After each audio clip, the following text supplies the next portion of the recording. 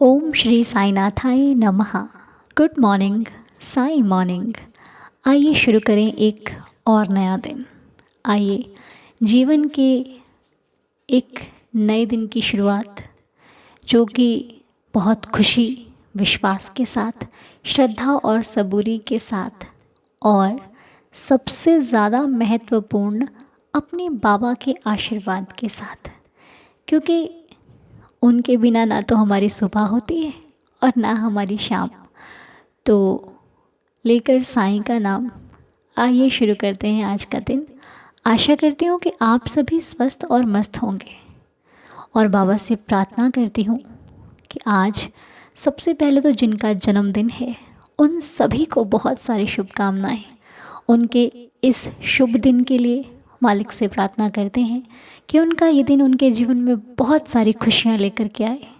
जिनका भी बर्थडे है, बाबा जी इस परिवार की तरफ से उनको बहुत सारी ब्लेसिंग्स मिले, बहुत सारा आशीर्वाद मिले, और उनके हर एक सपने को साईं आशीर्वाद से वो पूरा कर सके। इतनी हमारी आराधना, इतनी हमारी प्रार्थना हमारे बाबा जी के चरणों में, कि जो भी सच्ची श्रद्धा से एक बार सर झुकाए उसके सारे बिगड़े काम बन जाए। और जिनकी सेहत अच्छी नहीं है, हम उनके लिए भी प्रार्थना करते हैं कि प्रभु उनका भी जो भी प्रॉब्लम चल रही है उनकी लाइफ में, सेहत संबंधी जो भी परेशानी किसी की लाइफ में है, तो उन्हें आप उस परेशानी से लड़ने की शक्ति देना, उनके जीवन में चल रही समस्या को ख़त्म करने की शक्ति देना। क्योंकि मालिक तो साथ देता है, मेहनत हमको ही करनी पड़ती है, आगे हमें ही बढ़ना पड़ता है। भगवान आपकी सहायता करते हैं, आपकी मदद करते हैं। जीवन में कठिनाइयाँ कम नहीं होती भगवान के आने से, आपको उनको फेस करना आ जाता है। अब जैसे कि हम बचपन में मैथ्स मुश्किल लगती थी ना, बहुत लोगों को इजी भी लगती थी, बहुत लोगों को मुश्किल भी लगती थी। अब इसमें डिफरेंस क्या था, जिनको फॉर्मूला पता लग गया उनके लिए सवाल आसान है, लेकिन जिन्होंने फॉर्मूले को समझा नहीं उनके लिए सवाल मुश्किल था। अब सवाल एक ही है, लेकिन किसी को मुश्किल लग रहा है तो किसी को आसान लग रहा है। अब इसमें गलती किसकी है? किसी की भी नहीं, क्योंकि जिसको मुश्किल लग रहा है वो समझने की कोशिश नहीं कर रहा है, और जिसको आसान लग रहा है उसने समझ लिया है। समझ रहे हो ना? मेरे उदाहरण थोड़े से आपको अजीब लग सकते हैं, लेकिन मुझे लगता है कि आपको समझ में आ गया होगा। एक सवाल है, और वो सवाल हमारे जीवन की मुश्किल है। कुछ लोग उसको इजीली पार कर रहे हैं और कुछ लोग पार नहीं कर पा रहे हैं। तो जो नहीं कर पा रहे हैं ना, जिनको कठिन लग रही है समस्या, उनको एक ही चीज़ कहूँगी, समस्या का हल आपके पास है। आपको कहीं से पूछने की ज़रूरत नहीं है, आपको विश्वास की ज़रूरत है, हौसले की ज़रूरत है। विश्वास उस मालिक पर कि वो आएगा। अगर मुझे थोड़ी सी भी दिक्कत हुई तो वो आएगा, और हौसला कि मैं आगे बढ़ने की कोशिश करूँगा या फिर करूँगी। पीछे तो साईं जी बैठे ही हैं, या फिर जिनको भी आप मानते हो। ये श्रद्धा ही आपको भगवान के करीब ले जाती है। विश्वास से ही आप अपने आप को मजबूत बना सकते हो। ठीक है? तो क्योंकि देखिए, किसी की लाइफ में कोई उसकी हेल्प तब तक नहीं कर सकता जब तक वो व्यक्ति खुद ना कर रहा हो, है ना? अब आप ही को कोई आपसे हेल्प मांगे तो आप ये कहोगे ना कि भाई तुम करो तो सही, मैं तो हूँ तुम्हारे साथ।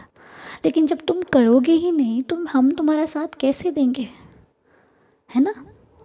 लेकिन कभी भी क्या होता है ना कि इंसान छोटे रास्ते को ज़्यादा पसंद करता है, बड़ा रास्ता घूमने में वक्त लगता है। वो कहता है छोटा रास्ता, इसको अपना लेते हैं। लेकिन बड़े रास्ते को अपनाने से प्रॉब्लम नहीं है, बड़े रास्ते को अपनाने से अनुभव ज़्यादा मिलेंगे, एक्सपीरियंस ज़्यादा होंगे। लंबा रास्ता होगा तो चलते चलते बहुत कुछ सीखेंगे हम। लेकिन हम क्या करते हैं, छोटे रास्ते को अपनाकर जल्दी ख़त्म करने की कोशिश करते हैं।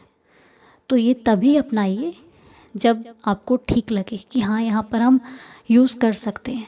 नहीं तो थोड़ा अधिक चल लेने में कोई बुराई नहीं है। कई बार अधिक चलना भी सेहत के लिए भी और जीवन के लिए भी बेहतर होता है। मैं आशा करती हूँ कि आप मेरे उदाहरण को समझ लेते होंगे। अगर ना समझ में आए ना तो मुझे बता दिया करो, उसको हम फिर से एक्सप्लेन कर देंगे। और हर रोज़ अपने साईं जी से प्रार्थना करते रहो, जिन भी भगवान को मानते हो उनसे प्रार्थना करते रहो कि हे प्रभु, ये जीवन आपका दिया हुआ है, मेरी ज़िंदगी आपके सहारे ही चल रही है। इस जीवन का दूसरा कोई साथी नहीं है, दूसरा कोई सहारा नहीं है। ऐसा कोई नहीं है जो मुझे आकर कहे कि तू चिंता मत कर, मैं हूँ तेरे साथ। ऐसा कोई नहीं है देवा सिवाय आपके। तो बस हम सबके जीवन के एकमात्र आप ही आधार हैं। तो इसी प्रकार जैसे आज तक आपने संभाला है, हम सभी पर अपना आशीर्वाद बनाए रखिएगा।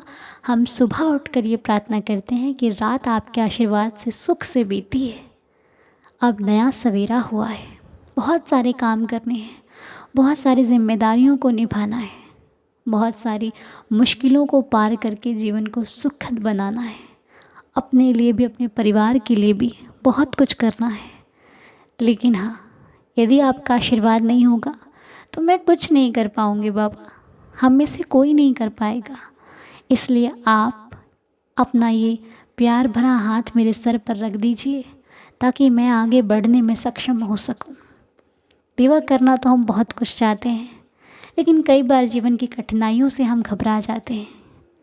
इसीलिए आपका साथ और आशीर्वाद मांगते हैं कि जब ये दोनों साथ होंगे फिर हमें किसी से घबराने की ज़रूरत नहीं है। और ऐसे ही इसी प्रकार हम पर अपनी कृपा, अपनी आशीर्वाद बनाए रखना। तो आप लोगों से भी यही चीज़ कहूँगी, कभी भी ज़्यादा मुश्किल आए तो घबराना मत, चिंता मत करना, क्योंकि चिंता से परेशानी बढ़ती है ना कि घटती है। चिंता करने से आपको सॉल्यूशन नहीं दिखाई देता, क्रोध आता है, चिड़चिड़ापन होगा, अपने आप में ही उलझ जाओगे।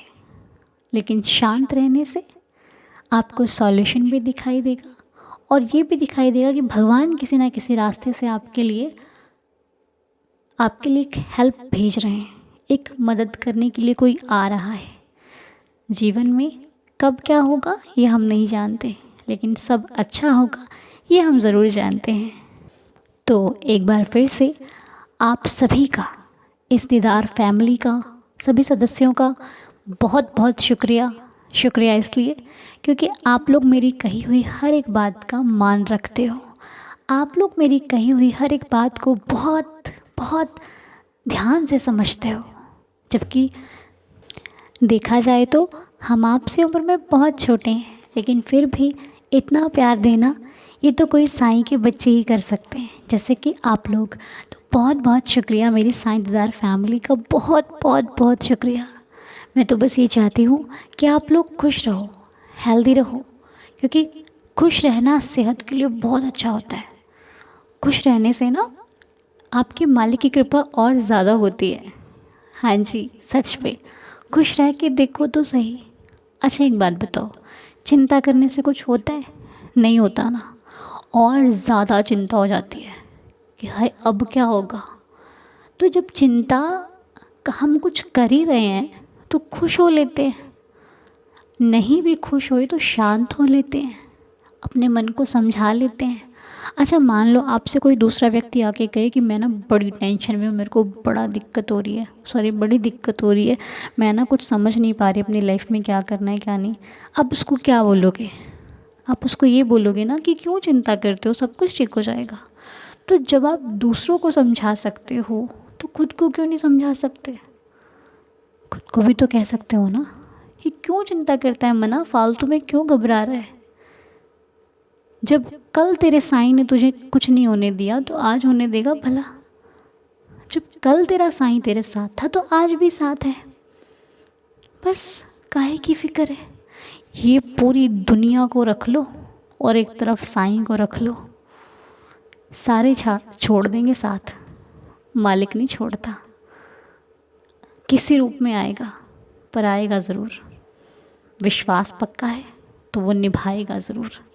बस इससे ज़्यादा मैं आपसे क्या ही कहूँ, आप धीरे धीरे समझ रहे हो और मुझे पूरा विश्वास है एक दिन हम सब समझ जाएंगे और हमारी वजह से बहुत लोग समझेंगे, है ना। अच्छा काम कर रहे हैं ना हम लोग, बस फिर किस बात की चिंता। हमारे साथ साईंनाथ, हम फिक्र क्यों करें। ठीक है जी, तो चलिए फिक्र ना करते हुए सुनते हैं आज की प्यारी सी लीला को। आज देखते हैं कौन सी लीला देवा हमें सुनाने वाले हैं और क्या शिक्षा मिलती है हमें उस लीला को सुनकर। ठीक है जी, तो चलिए शुरू करते हैं आज की साईं लीला। ओम साई राम मनु जी। मेरा नाम शीतलता बर्मन है और मैं छत्तीसगढ़ से हूँ। आपसे जुड़े हुए मुझे 1 साल हो गए। आपको मैं नवंबर में ही, मुझे अच्छे से याद है, मैंने आपको नवंबर में कॉल किया था और आपने मेरे पापा के लिए प्रेयर किया और आज मेरे पापा स्वस्थ हैं, अच्छे हैं। आपका और साईं बाबा का बहुत बहुत धन्यवाद अनु जी। मैं साईं बाबा का बहुत बहुत धन्यवाद करती हूँ क्योंकि आपको हम सब के लिए भेजा है और आप बहुत ही अच्छे हैं। जब भी आप का मैसेज करते हैं तो आप उस मैसेज का रिप्लाई ज़रूर करते हैं अनु जी। आप बहुत ही अच्छी हैं। मैं ऐसे तो बहुत सारी लीलाएँ हुए हैं, लेकिन कुछ ऐसी लीला है जो मैं आपको शेयर करना चाहूँगी। बात उतने अच्छे से तो मुझे याद नहीं है, शायद मैं फर्स्ट ईयर में थी और हम मेरे भैया भाभी जा रहे थे नासिक। नासिक से जाने वाले थे वो शिरडी। तो मेरे भैया भाभी के मम्मी पापा और मेरे भैया भाभी के साथ मैं भी चली गई। वहाँ हम लोग नासिक में 2 दिन रुके। उनका भैया का जो भी पूजा पाठ था वो वहाँ हुआ। फिर इसके बाद हम लोग गाड़ी बुकिंग करके शिरडी के लिए चले गए। वहाँ पर हम शाम को पहुँचे और पहुँचने के बाद नहा वहा कर हम बाबा जी के दर्शन करने निकले। अच्छे से दर्शन हो गई। उस समय उदी के बारे में मुझे उतना पता नहीं था कि उदी होता क्या है, क्योंकि मैं बाबा से उतनी अटैच नहीं थी। बस ये जानती थी कि हाँ ये साईं बाबा है और उनके दर्शन करने लोग आते हैं और बहुत भीड़ था उस समय भी। फिर हम वहाँ दर्शन वर्शन किए, फिर आगे बस मुझे एक ही चीज़ की लालसा थी, नीम का पत्ता। वहाँ पर बस मैं सुनी थी कि बाबा यहाँ तपस्या किए थे, यहाँ बैठे थे और ये नीम का पत्ता बहुत मीठा होता है। तो मैं जाती थी, बाबा का दर्शन करती थी, उदी मिलता था और नीम के पेड़ का जो परिक्रमा करके वापस आ जाती थी। ऐसे ही एक दिन गया, दूसरे दिन सवेरे फिर हम लोग गए, फिर दर्शन किए, बाबा जी का अच्छा दर्शन हुआ। फिर नीम के पेड़ के पास परिक्रमा किए, फिर वापस आ गए। तीसरे दिन हम लोग का ट्रेन था सवेरे। फिर हम लोग को ऐसे मैसेज आया कि हम लोग की ट्रेन कैंसिल, मतलब जो सवेरे था वो रात में हो गया। भैया बोले कि अब हम लोग शाम को ही जाएंगे, अभी जाके स्टेशन पे करेंगे क्या। फिर अब हम लोग जाते जाते एक बार बाबा जी का दर्शन करने फिर गए। वहाँ पर जब गए तो मैंने बाबा से बस कहा, बाबा आपके दरबार में पहली बार आई हूँ। मतलब वहाँ दर्शन होने के बाद जब नीम के पेड़ का जो परिक्रमा कर रही थी तो मन में एक आस उम्मीद लग रहा था कि इतने दिन से 3 बार 4 बार आ चुकी, लेकिन मुझे एक बार भी नीम का पत्ता नहीं मिला। क्योंकि वहाँ पर ऐसा था कि पहले पूरे वो जगह को, नए एरिया को पूरा घेरे हुए थे और लॉक कर दिए थे। वहाँ से अगर पत्ता भी गिरा हुआ था, 1-2 गिरा हुआ था जो अंदर था, जिसे कोई नहीं उठा सकता। और बहुत लोग उसकी परिक्रमा कर रहे हैं। बाबा से कहा, बाबा अब तो मेरी ट्रेन के जाने का टाइम हो गया है। अब मैं आपके दरबार में पहली बार आई हूँ।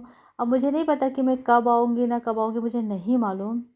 बस एक उम्मीद लगाए आई थी कि एक पत्ता मिल जाए।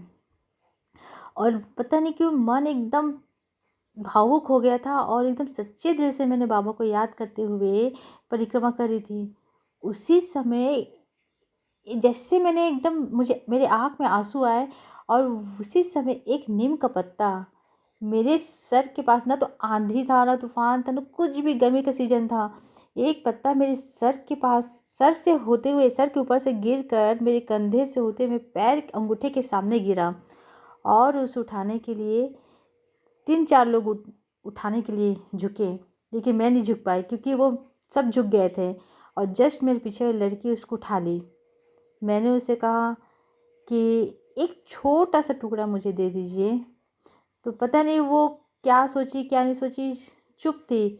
बगल वाले भैया बोले कि नहीं, ये आपका है, बाबा ने आपको दिया है, ये आपके ऊपर गिरा है, हम लोग का नहीं है। अगर हम लोग का होता तो हमारे बीचों बीच गिरता, लेकिन ये आपके ऊपर गिरकर आपके सामने गिरा है तो ये आपका है।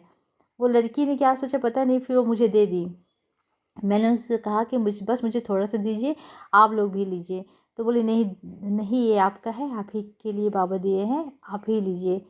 सच कहूँ अनु जी, उस दिन जब वो पत्ता मिला तो मुझे लगा कि सोना चांदी हीरा मोती सबसे ज़्यादा कीमती चीज़ मुझे मिल गया। मैं इतना चहकते हुए वापस आई और बाबा का इतना धन्यवाद की, और वो पत्ता लाके मैं अपने पूरे घर में सबको दी।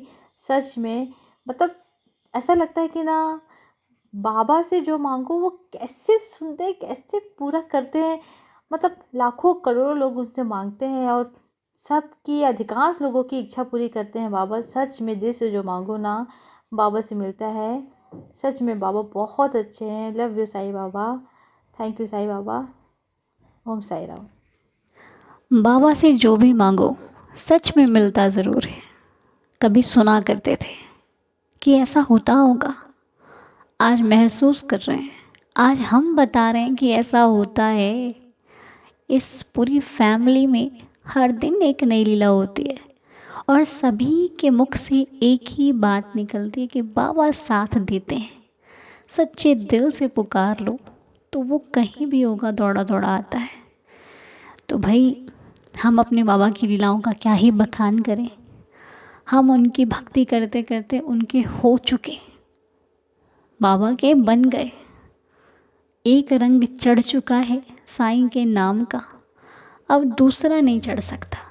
तो बस बाबा की हर दिन एक नई लीला को सुनकर मन खुशी से भर जाता है, भावुक हो जाता है और बस यही कहता है कि हे साईनाथ, जैसे आज तक कृपा बना कर रखी है आपने, वैसे ही उम्र भर जितनी भी ज़िंदगी दी है, इस पूरे जीवन मेरा साथ देना। मैं आपके भक्त से जाना जाता हूँ, मेरी पहचान साईं के भक्तों में आती है, इससे बढ़कर पहचान मुझे और नहीं चाहिए। हे देवा, मेरे परिवार की रक्षा करना। मेरा घर, मेरा संसार आपसे है, ये जीवन आपकी बदौलत चल रहा है, इस पूरे परिवार का। तो बस आप ही रक्षा करना, आप ही संभालना, आप ही देखना और हमें हमेशा एक सच्चे और अच्छे मार्ग पर लगाए रखना, ताकि भूल कर भी हमसे कोई भूल ना हो। कृपा रखना, दया रखना, हम सबकी श्रद्धा की लाज रखना। तो आइए मेरे साथ साथ आप लोग भी पढ़ें बाबा के 11 वचन, जिनको पढ़ने से मन को शांति, सुकून और बाबा के होने का अनुभव होता है। 11 वचनों में जो शक्ति है वो बहुत सारे भक्त उसको भी जान चुके हैं। मुझे तो 11 वचन पता नहीं, ऐसा लगता है नहीं पढ़े तो कुछ रह गया है, कुछ मिस हो गया है। तो आइए आप भी मेरे साथ साथ पढ़ें श्री साईं बाबा के 11 वचन। चलिए मिलकर पढ़ते हैं।